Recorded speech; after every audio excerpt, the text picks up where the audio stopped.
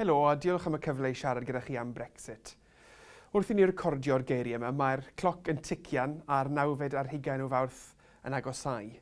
Rwy'n siŵr y bydd y sawl datblygiad arall wedi codi rhwng recordio'r neges hon a'ch digwyddiad chi. Yr unig beth sy'n sicr yw bod yr ansicrwydd yn dal i barhau. Mae Llywodraeth Cymru wedi dweud yn glir bod peryg go iawn y byddwn ni'n cael ein rhwygo o'r Undeb Ewropeaidd heb gytundeb.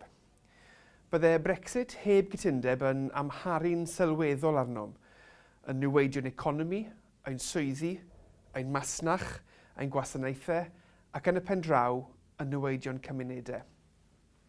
Rhaid osgoi hyn ar bob cyfri, a rwy'n dweud hyn yn glir wrth Llywodraeth y Deyrnas Unedig.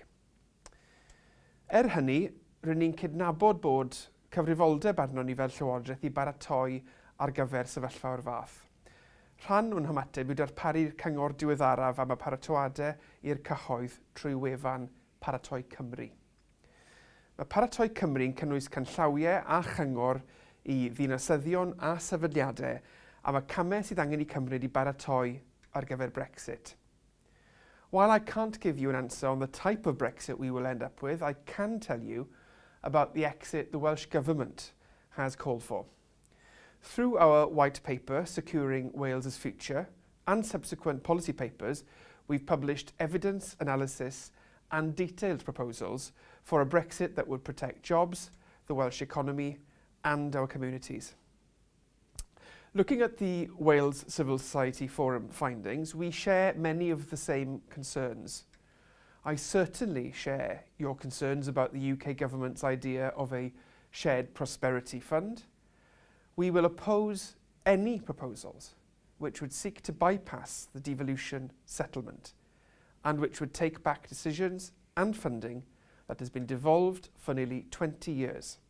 A system where the UK government can veto much needed investment in local communities here in Wales would be completely unacceptable. Currently, programmes are developed and implemented by the Welsh Government in Wales on the basis of evidence and with strong engagement from a wide range of stakeholders and are negotiated directly with the EU with no input from London. Funding flows directly to the Welsh Government for investment across Wales, and this must not be threatened. It's vital that we receive replacement funding after Brexit so we can continue to support our people, our communities and businesses right across Wales. We've established an external regional investment steering group, chaired by Cymdeithas AM and including representation from the third sector and a range of other sectors to help us co-produce a new regional investment fund in Wales.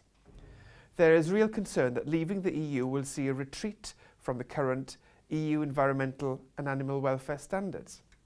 In Wales, we are fully committed not only to maintaining current standards, but to continuing to improve upon them.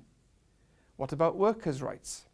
The many protections and safeguards that workers in Wales enjoy due to EU membership must be retained after Brexit. We need to keep this rights environment in place and keep pace with developments in Europe, so our workers are not disadvantaged. Then there's the issue of human rights and equality. I share your concerns that Brexit must not be used as an excuse to retreat from the progress that we have long made here in Wales. You will see a theme here: no retreat from workers' rights, from human rights, or environmental and welfare standards, no matter what the form of Brexit we eventually see. Late last year, the UK government published their plans for a post-Brexit immigration system. We have been clear that the proposals will mean nurses, junior doctors, and a range of workers that we need for our public services and our industry will find it much more difficult and less attractive to come to Wales under those proposals. The immigration system should help our economy and people, not stifle it and limit its potential. We've set out an alternative vision for a post-Brexit immigration system, one that links closely to employment needs and serves the interests of our economy and our public services. The EU referendums created divisions in families, in communities, and in society which will take a generation to heal. In some cases, it's led to increased tensions in communities and even to instances of hate crime. Mae Llywodraeth Cymru am wneud yn siŵr bod Cymru yn wlad gynhwysol sy'n croesawu pobl o bob cefndir heb o ddef unrhyw xenophobia, hiliaeth na rhagfarn. Byddwn ni'n parhau i weithio gyda'r trydydd sector, gyda awdurdodau lleol a'r heddlu i sicrhau cydlyniant ym mhob cymuned. Mae sawl un o'r cymunedau hyn yn manteisio ar ein gwasanaethau chi. Gallai ymadel ar Undeb Ewropeaidd effeithio mewn ffyrdd gwahanol ar sefydliadau trydydd sector, gan ddibynnu ar y math o wasanaethau sy'n cael ei darparu, y bobl a'r cymunedau sy'n cael ei gwasanaethu, a'r bobl hefyd sy'n cael ei cyflogi. Rydyn ni'n sefyll yn gadarn gyda chi. Dyna pam rydyn ni wedi rhoi 150 o filoedd o bunnoedd o arian i'r gronfa bontio'r Undeb Ewropeaidd, a rhoi'r arian hynny i gyngor gweithredu gwirfoddol Cymru, i ariannu ymchwil i'r ffordd y gallai proses Brexit effeithio ar wasanaethau cymunedol ledled Cymru, a helpu'r sector i gynllunio ar gyfer pob sefyllfa bosib. Bydd y gwaith hwn yn helpu grwpiau cymunedol i sicrhau bod unrhyw gynlluniau a pharatoadau wrth gefn yn gymesur ac yn rhoi sicrwydd i'r sector a'r cymunedau sy'n manteisio ar y gwasanaethau.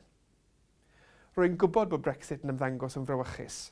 Rwy'n deall yn iawn ei bod yn anodd am gyffred cymaint o ansicrwydd a pharatoi ar ei gyfer. Ond un peth sy'n gwbl glir yw bydd Llywodraeth Cymru yn parhau i weithio law yn llaw gyda'n partneriaid yn y trydydd sector i wneud popeth o fewn ein gallu i amddiffyn ein cymunedau a'i paratoi ar gyfer bywyd y tu allan i'r Undeb Ewropeaidd. Diolch yn fawr iawn.